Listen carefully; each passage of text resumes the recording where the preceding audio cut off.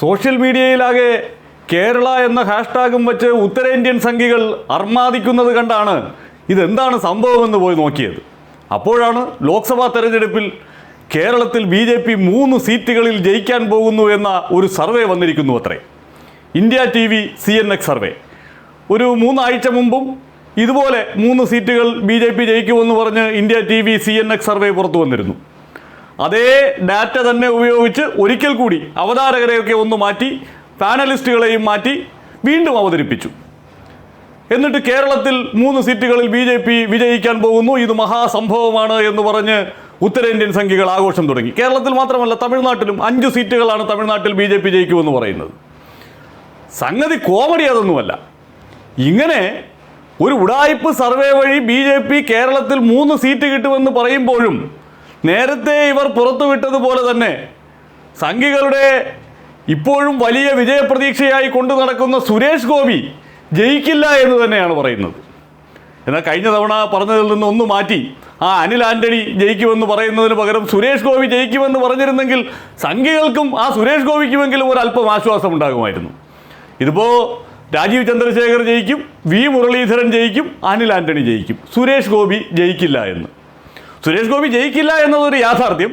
പക്ഷേ അനിൽ ആന്റണിയും രാജീവ് ചന്ദ്രശേഖറും മുരളീധരനും ജയിക്കും എന്ന് പറയുന്നയിടത്ത് സുരേഷ് ഗോപി ജയിക്കുമെന്ന് പറയാമായിരുന്നുവല്ലോ. അതാണല്ലോ പ്രശ്നം. കേരളത്തിൽ നിന്ന് ഇത് കാണുന്ന ആളുകൾ എങ്ങനെയായിരിക്കും ഇതിനോട് പ്രതികരിക്കുക എന്ന് ഇവന്മാർ ഒരു ഘട്ടത്തിലെങ്കിലും ചിന്തിച്ചിട്ടുണ്ടോ? ഈ ഉത്തരേന്ത്യൻ സംഘികൾ ഇങ്ങനെ സോഷ്യൽ മീഡിയയിൽ കൂടി കേരളത്തിൽ BJP 3 സീറ്റ് ജയിക്കാൻ പോകുന്നു എന്നൊക്കെ പറയുമ്പോൾ അത് കാണുന്ന മലയാളികൾ എങ്ങനെയായിരിക്കും അതിനോട് പ്രതികരിക്കുക എന്നിവർ ചിന്തിച്ചിട്ടുണ്ടോ? ജയത്തിൻ്റെ വിദൂര സാധ്യത പോലും ഇല്ലാത്ത 2 ആളുകളാണ് ഈ V മുരളീധരനും അനിൽ ആന്റണിയും. BJPയെ സംബന്ധിച്ചിടത്തോളം അവർ യഥാർത്ഥത്തിൽ പോരാട്ടം നടത്തുന്നത് തൃശ്ശൂരും തിരുവനന്തപുരത്തുമാണ്. തിരുവനന്തപുരത്ത് രാജീവ് ചന്ദ്രശേഖർ 2ാം സ്ഥാനത്തെങ്കിലും വരുന്നതിന് വേണ്ടിയിട്ടുള്ള കഠിന പ്രയത്നത്തിലാണ്. ഇപ്പോഴത്തെ സാഹചര്യത്തിൽ രാജീവ് ചന്ദ്രശേഖർ 3ാമതാകുമെന്നാണ് തിരുവനന്തപുരത്തിൻ്റെ ഗ്രൗണ്ട് പൾസ്. തൃശ്ശൂരിലും അതുതന്നെയാണ് സംഭവം. സുരേഷ് ഗോപിക്ക് 3ാം സ്ഥാനത്തിനപ്പുറത്തേക്ക് എത്താനുള്ള ഒരു സാധ്യതയുമില്ല എന്ന് ഈ നിമിഷം വരെയുള്ള തൃശ്ശൂരിൻ്റെ ഗതി കൃത്യമായി തന്നെ പറയുന്നുണ്ട്. അങ്ങനെ ഇരിക്കുന്ന ഇടത്ത് ഈ V മുരളീധരനും അനിൽ ആന്റണിയും ഒക്കെ ജയിക്കുമെന്ന് പറയുന്നത് ഏത് മണ്ടൻ്റെ തലയിലുദിച്ച ബുദ്ധിയാണോ എന്നറിയാമോ? ശരിക്കും പറഞ്ഞാൽ ഈ സർവേ നടത്തിയ ആളുകൾ, എന്തായാലും സർവേ ഒന്നും അവർ നടത്തിയിട്ടില്ല. സർവേ നടത്തിയിട്ടുണ്ടെങ്കിൽ ഒരു സാമാന്യ ബുദ്ധിയോടുകൂടിയുള്ള ഒരു ഫലം അവർ പുറത്തുവിട്ടേനെ. ഇതങ്ങനെയൊന്നുമല്ല. ഇത് BJPക്ക് 400 സീറ്റ് എത്തിച്ചു കൊടുക്കുക, എന്നിട്ട് സംഘികൾക്ക് സോഷ്യൽ മീഡിയയിൽ ആഘോഷിക്കുന്നതിനുള്ളൊരു അവസരം ഉണ്ടാക്കി കൊടുക്കുക. ഇങ്ങനെയാണ് ഈ രാജ്യത്ത് സംഭവിക്കുന്നത് എന്നുള്ളൊരു നരേറ്റീവ് ഉണ്ടാക്കിയെടുക്കുന്നതിന് വേണ്ടി നടത്തുന്ന ഒരു പെയ്ഡ് പരിപാടി. അതിനപ്പുറത്തൊന്നുമില്ല. അതിൻ്റെ ഭാഗമായിട്ടാണ് കേരളത്തിലും തമിഴ്നാട്ടിലും ദക്ഷിണേന്ത്യയിൽ ആകെയും BJP വമ്പൻ കുതിപ്പ് നടത്താൻ പോകുന്നു എന്ന് പറയുന്നത്. രസകരമായിട്ടുള്ള കാര്യമെന്ന് പറയുന്നത് ഈ ദക്ഷിണേന്ത്യയിൽ BJP ഏറ്റവും വലിയ ഒറ്റകക്ഷിയാകുമെന്നുള്ളത് മാത്രമല്ല, കോൺഗ്രസും BJPയും തമ്മിൽ ഇരട്ടി സീറ്റിൻ്റെ വ്യത്യാസം ഉണ്ടാകുമെന്നൊക്കെയാണ് പറയുന്നത്. എവിടെ നിന്നാണ് ഈ സീറ്റുകൾ വരുന്നത് എന്ന് മാത്രം അറിയില്ല. തെലങ്കാനയിൽ പോലും BJP കോൺഗ്രസിനേക്കാൾ സീറ്റുകൾ നേടുമെന്നൊക്കെയാണ് ഇവന്മാർ പറഞ്ഞു വയ്ക്കുന്നത്. എന്തൊരു അബദ്ധമാണ് എന്ന് നോക്കൂ. ആളുകളെ തെറ്റിദ്ധരിപ്പിക്കാൻ ഓരോരോ പ്രൊപ്പഗണ്ടകളുമായി ഇറങ്ങുന്നു എന്നുള്ളത് മാത്രം. ശരിക്കും നമ്മൾ ഈ കേരളത്തിൻ്റെ കാര്യം എടുത്താൽ ഈ സർവേ നടത്തുന്നതിന് വേണ്ടി അവർ ഈ സ്ഥാനാർത്ഥികളെയാണ് വിളിച്ച് ചോദിച്ചതെങ്കിൽ, ഇപ്പോൾ രാജീവ് ചന്ദ്രശേഖർ ചിലപ്പോൾ പറഞ്ഞേക്കും ഞാൻ ജയിക്കാനുള്ള സാധ്യതയുണ്ട് എന്ന്. പക്ഷേ V മുരളീധരനും അനിൽ ആന്റണിയും ഒരിക്കലും അങ്ങനെ പറയില്ല. ഞങ്ങൾ 2ാം സ്ഥാനത്തെത്താനുള്ള സാധ്യതയുണ്ട് എന്നേ അവർ പോലും പറയും. അങ്ങനെ അവർ പോലും 2ാം സ്ഥാനം കിട്ടുമോ എന്നുള്ള പോരാട്ടം നടത്തിക്കൊണ്ടിരിക്കുന്നതിനിടയിൽ അവർ ജയിക്കുമെന്നൊക്കെ അടിച്ച് കയറ്റിക്കളഞ്ഞാൽ അതെങ്ങനെയാണ് ഈ സംഘികൾക്ക് തന്നെ ബോധ്യപ്പെടുക? യഥാർത്ഥത്തിൽ ഈ ഇന്ത്യ TV നടത്തിയ സർവേ, അത് നേരത്തെ 3 ആഴ്ച മുമ്പ് പുറത്തു വന്നപ്പോൾ തന്നെ നമ്മൾ വിശദമായി പറഞ്ഞതാണ്.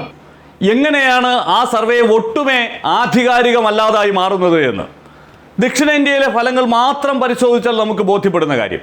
ഇപ്പോൾ കേരളത്തിൽ ഏതെങ്കിലുമൊക്കെ സാധ്യത BJPക്ക് 7 അയലത്തെങ്കിലുമുള്ള ഒരു മണ്ഡലത്തെക്കുറിച്ചാണ് ഇവർ പറയുന്നതെങ്കിൽ നമുക്ക് അംഗീകരിക്കാമായിരുന്നു. ഇത് അങ്ങനെ ഒന്നുമില്ലാത്ത ഇടങ്ങൾ BJP ജയിക്കുമെന്നുള്ള ഒരു പ്രതീതി സൃഷ്ടിക്കാൻ ശ്രമിക്കുകയാണ്. ഇപ്പോൾ പാലക്കാടിനെ കുറിച്ച് പറയുന്നു, തൃശ്ശൂരിനെ കുറിച്ച് പറയുന്നു. അതൊക്കെ കേട്ടിരിക്കാനെങ്കിലും ഒരു രസമുണ്ട്.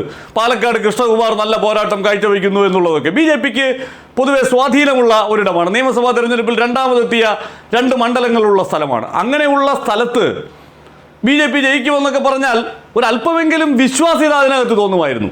തമിഴ്നാട്ടിൽ 5 സീറ്റുകളെന്നൊക്കെ ഇവരങ്ങ് പറയുകയാണ്. തമിഴ്നാട്ടിൻ്റെ ഗ്രൗണ്ട് റിപ്പോർട്ടുകളെല്ലാം സൂചിപ്പിക്കുന്നത് BJP കോയമ്പത്തൂരിലടക്കം 3-ാം സ്ഥാനത്താകുമെന്നുള്ളതാണ്. ഒരു സംശയവുമില്ലാത്ത കാര്യമെന്നാണ്. കഴിഞ്ഞ ഒറ്റയാഴ്ച കൊണ്ട് DMK കോയമ്പത്തൂരിൽ ഉണ്ടാക്കിയെടുത്തിരിക്കുന്ന മൊമെൻറ്റം അത്ഭുതാവഹമാണ് എന്നാണ് കോയമ്പത്തൂരിൽ നിന്ന് ഇലക്ഷൻ റിപ്പോർട്ട് ചെയ്യുന്ന പ്രധാനപ്പെട്ട തമിഴ് മാധ്യമ പ്രവർത്തകരൊക്കെ അവരുടെ സോഷ്യൽ മീഡിയ പ്ലാറ്റ്ഫോമുകളിൽ കൂടി പറയുന്നത്. ADMKയ്ക്ക് വലിയ സ്വാധീനമുള്ള ഒരിടത്ത് CPM-ൽ നിന്ന് ആ സീറ്റ് DMK ഏറ്റെടുത്തത് പോലും അണ്ണാമലയെ പോലെയുള്ള ഒരാൾ അവിടെ മത്സരിക്കാനുള്ള സാധ്യത മുന്നിൽ കണ്ടു തന്നെയാണ്.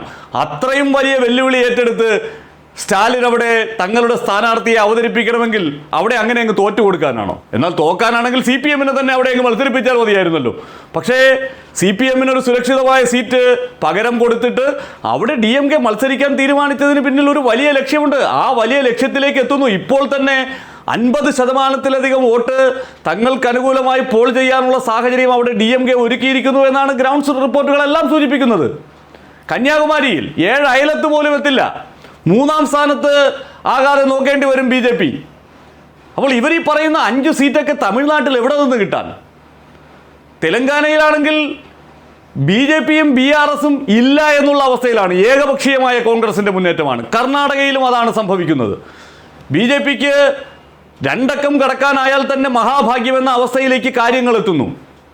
എന്നിട്ടും ഇവരിങ്ങനെ പറയുകയാണ്. അതിൻ്റെ കൂട്ടത്തിലാണ് കേരളത്തിൽ ഇങ്ങനെ 3 സീറ്റുകളിൽ BJP ജയിക്കുമെന്നങ്ങ് അടിച്ചു വിടുന്നത്. 7 സീറ്റ് LDF-നും 10 സീറ്റ് UDF-നും എന്നാണ് പറയുന്നത്. എന്തായാലും 7 സീറ്റ് LDF-ന് ജയിക്കാവുന്ന നിലയിലേക്ക് കേരളത്തിലെ സാഹചര്യമൊന്നും എത്തിയിട്ടില്ല. അത് മറ്റൊരു യാഥാർത്ഥ്യം. അതുകൊണ്ട് തന്നെ ഈ സർവേ എന്ന് പറയുന്നത് ഒരു കറക്കിക്കുത്ത് പരിപാടിയാണ് എന്നുള്ളത് 100% ഉറപ്പാണ്. BJP ആഫീസുകളിൽ നിന്ന്, അതാത് സംസ്ഥാന കമ്മിറ്റി ആഫീസുകളിൽ നിന്ന് ഏതോ മണ്ടന്മാർ എഴുതി കൊടുക്കുന്ന കണക്കുകൾ അവതരിപ്പിക്കുന്നു. നമ്മുടെ രാഷ്ട്രീയ നേതാക്കന്മാർ ഉന്നയിക്കുന്ന അവകാശവാദങ്ങൾ അതേപടി കൊടുക്കാനല്ലല്ലോ ഈ ദേശീയ ചാനലുകൾ സർവേ എന്ന പേരിൽ ഒരു സാധനം ഇങ്ങനെ ആളുകളുടെ മുന്നിലേക്ക് അവതരിപ്പിക്കേണ്ടത്. ഇതൊക്കെ കാണുന്നവരുടെ കൂട്ടത്തിൽ ഈ പരിപാടി എന്തായാലും സാമാന്യ തലയ്ക്കകത്ത് ആള് താമസമുള്ളവരാരും കുത്തിയിരുന്ന് കാണില്ല. അതിൻ്റെ ഭാഗമായി ഇവർ ഇതിങ്ങനെ പീസുകളാക്കി കേരളത്തിൽ ഇങ്ങനെ, തമിഴ്നാട്ടിൽ ഇങ്ങനെ എന്നൊക്കെ പറഞ്ഞ് ഈ സംഖ്യകൾക്ക് ഇട്ടുകൊടുക്കുകയാണ്. അവർ അതുകൊണ്ട് ആഘോഷം നടത്തുകയാണ്. ആ ആഘോഷത്തിൻ്റെ തിമിർപ്പിലാണ് ഇങ്ങനെ ഇതൊക്കെ ഷെയർ ചെയ്ത് ഈ നാട്ടിലൊക്കെയും വരുമെന്ന് ഇവർ ചിന്തിക്കാതെ എടുത്തുചാടി വലിയ ആവേശത്തോടു കൂടി അർമാദിക്കുന്നത്. എന്തൊരു കഷ്ടമാണ് എന്ന് ആലോചിച്ച് നോക്കൂ.